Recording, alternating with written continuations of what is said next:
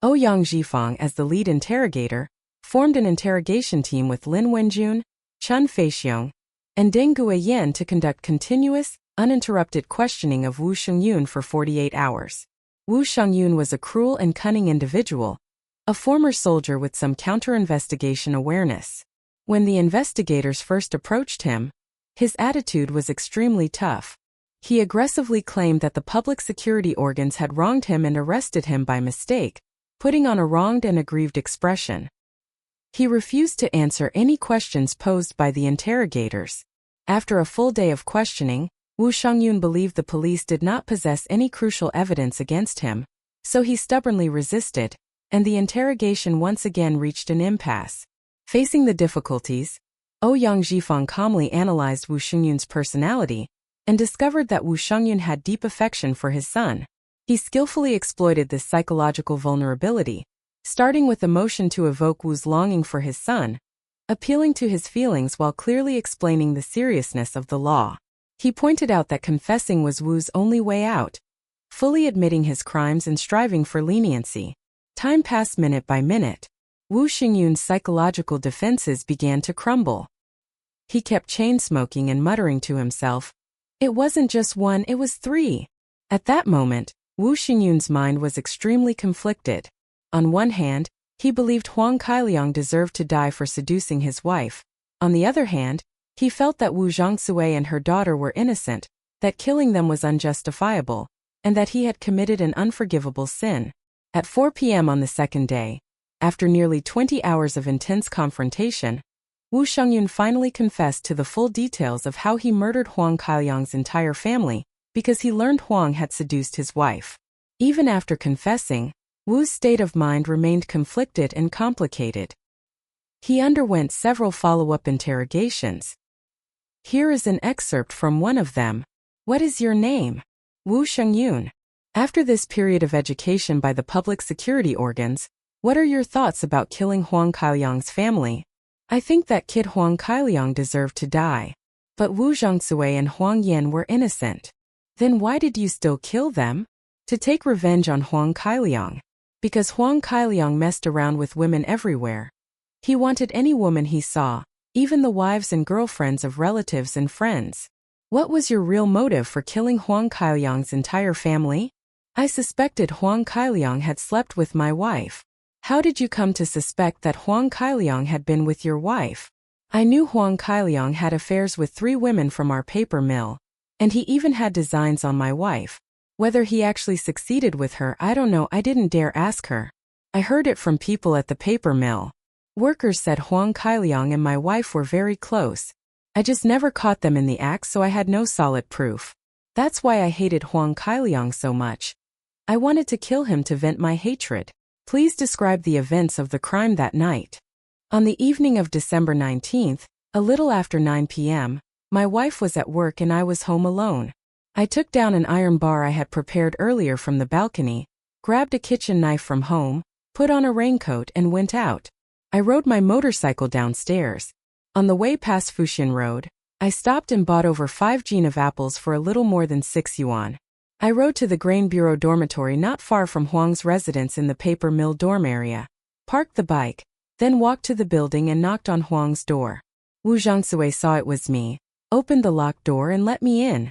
Seeing I brought fruit, she said, "We're family, why so polite?" I casually placed the fruit beside the sofa and asked, "Huang Kailiang isn't back yet?" She said he'd be back around 11. While saying this, she picked up the teapot and went to the small dining area to make tea. I quietly followed her. When she wasn't paying attention, I used the kitchen knife I had brought to kill Wu Zhongsui, hacking fiercely at her head and face. Her daughter Huang Yan heard her mother's screams, ran out of her room, saw her mother had been killed, and while shouting for help ran back to her room and locked the door.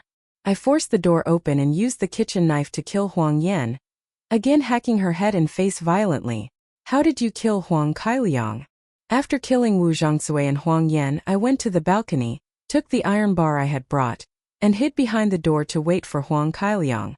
A little after 10 p.m., Huang Kailiang came home.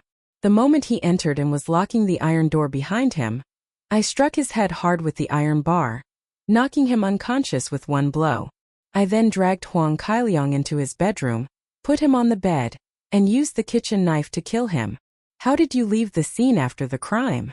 After killing all 3 members of Huang Kailiang's family, I mopped the living room, dining area, and bathroom floors clean.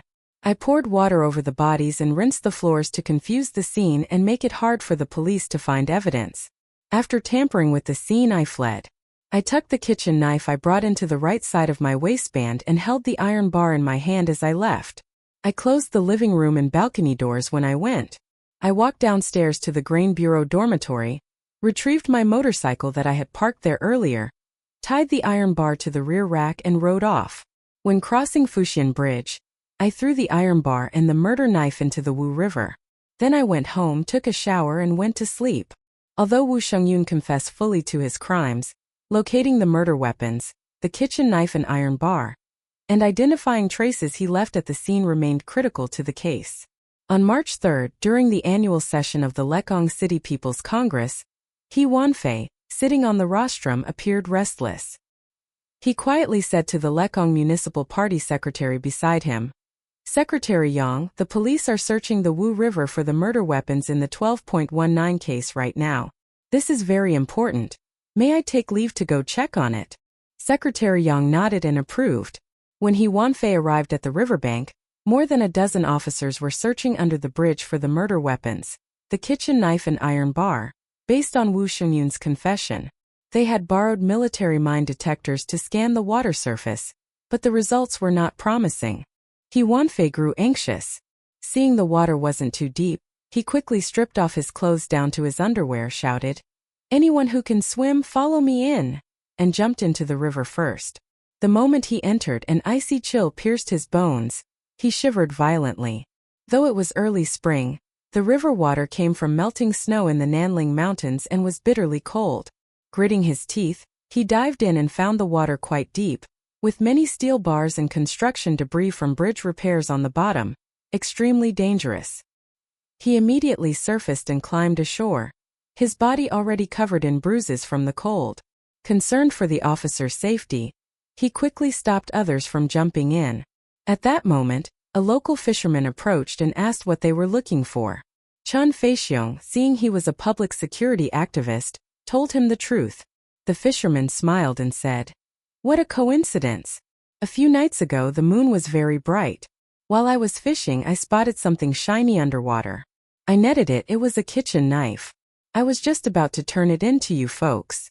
Chun Feixiong took the knife from the fisherman and immediately brought it to Wu Shengyun for identification. Wu Shengyun confirmed it was indeed the knife he had thrown into the river after the murders. Meanwhile, at the crime scene, technical personnel were conducting a second detailed examination. To gather stronger evidence, Deng Xiaowei, instructor of the 4th Brigade of the Criminal Investigation Detachment, spent 2 full days and nights painstakingly examining over 2,000 hairs collected from the scene. He differentiated them based on curl, color, length, and differences in medulla and cortex structure. Eventually, 4 hairs were identified as highly suspicious and sent directly to the Ministry of Public Security's Forensic Evidence Center for DNA testing. Soon afterward, good news arrived. The test results confirmed these hairs belonged to the suspect and were left during the commission of the crime. When the officers heard this, they burst into applause and cheers. Because the case was major and extremely vicious, both the Shaoguan City People's Procuratorate and Intermediate People's Court attached great importance to it, working overtime to expedite handling and speed up the trial. In the first instance judgment, Wu Shengyun was sentenced to death. A righteous gunshot rang out, bringing solace to the souls of the innocent victims and leaving the living with much food for thought.